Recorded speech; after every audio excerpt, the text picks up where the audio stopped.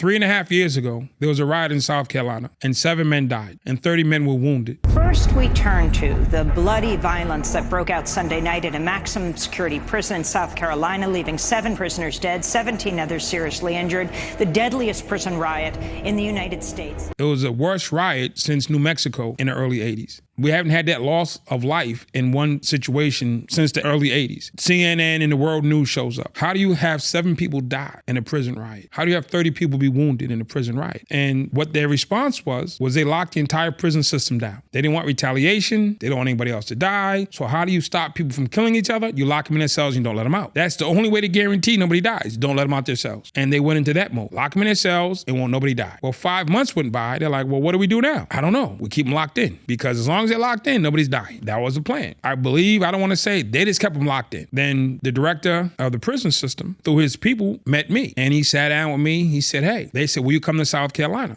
We were looking for something different. And when I met Andre, I said, I believe in these men. I believe that they can change. I believe if we give them hope, if we give them a future, that they can change the prison culture. Well, at first I was like, I'm busy. Then the lady who ran programs said, where's your commitment to the people? Canceled my speeches, flew to South Carolina, took 2 brothers with me, Dominic and a guy from New York. I've tried to get Dominic to go to prison 100 times over. He always refused. He says, I did 29 years, Dre, I'm done. I got my trucking company, I got my wife, I got my house. I ain't going nowhere near prison. So I went to him. I said, yo, Dom, I got to go to South Carolina. There were 7 people murdered, 30 wounded. I got to go in there by myself. I need you to watch my back. He couldn't say no. So he said, all right. But we went in and we went to the prison where the riot was. And we went to the first cell. We talked to 2 guys, went to the second cell, I'm like, yo, this is going to take forever. You got 2,000 people in this prison. I said, open the doors. He said, we can't open the doors. They'll kill each other. I said, open the doors. He said, man, they're going to kill each other. What are you going to do? Open the door. Open all the doors. 300 guys came walking out of their cells. First time. They got their knives. They got their stuff.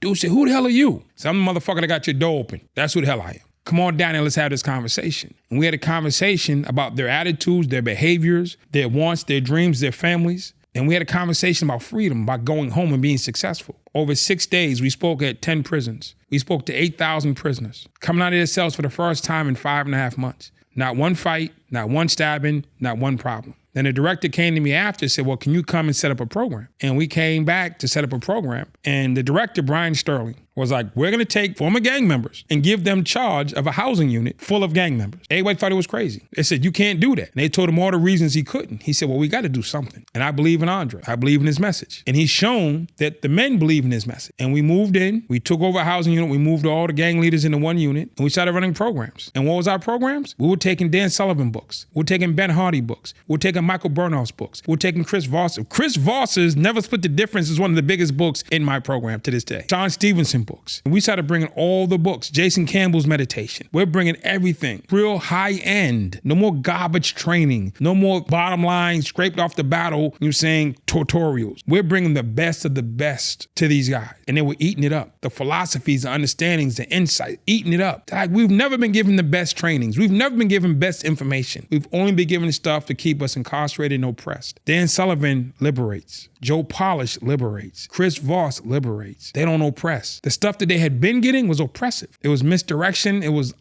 confusing. They were getting clear information from the best of the best in our country and around the world, and they responded to it. We've been open 3.5 years. We've had one fist fight. This is the first dorm in the 38 years that I've been incarcerated where I have not seen a shank, I have not seen a fight, and I have not seen an assault. There was a CO in another unit, not ours, being attacked by an inmate. Situation happened. He's in the process of being killed. And one of the guys from my program ran over and saved his life. That shocking new video obtained by WIS shows an inmate at the Lee Correctional Institution attacking a guard with a makeshift weapon. But as the attack continues, you see another inmate step in and intervene, saving the lieutenant's life. According to SCDC, both the guard and the inmate who intervened were stabbed multiple times, but are expected to be okay, and because of that, Director Brian Sterling says he believes the Academy of Hope program has served its purpose in a big way. Can't think of a bigger deal than saving someone's life.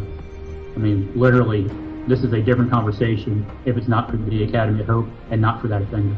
Why did you save his life? He said, I stand for what's right and I'll die for what's right. All we did as a program was expand who he considered right or wrong in that box. Before, the CO wasn't in his box of people. We turned the CO into a person in his mind. And he stood up and saved that man's life. And if nobody else believes in our program, that officer's wife does. That officer's kids does. because without the Academy of Hope, he wouldn't be here. And it's not us, it's the men. It's the men in the program who do the work. We have women, we have volunteers who come in and do the work. And it's phenomenal. CO told me one time when I was in the county jail, the best can be the worst if you just give them a chance. We've given them a chance and they've shown that they can be the best. Expectations are too low for them. If you had to go back to yourself in elementary school, middle school, high school, do you believe that you could have reached that person? If you took me back to when I was in 6th grade, if you'd have gave me someone who taught me the fundamental understanding of being a musician, I'd be a musician right now. When I was a kid, my dad took me to a football field. And I thought I was gonna get a chance to play football, but he just went there to collect some money or something, and I didn't get a chance to play. I believe I'd have been one of the greatest middle linebackers in NFL history. If I could have played football, I'd have been a middle linebacker, and I'd have been right up there with the rest of them for a multitude of reasons, not just being big on myself. That was my position. Never got a chance to play it because my dad didn't take me to football practice. Nobody paid for me to go to the boys club.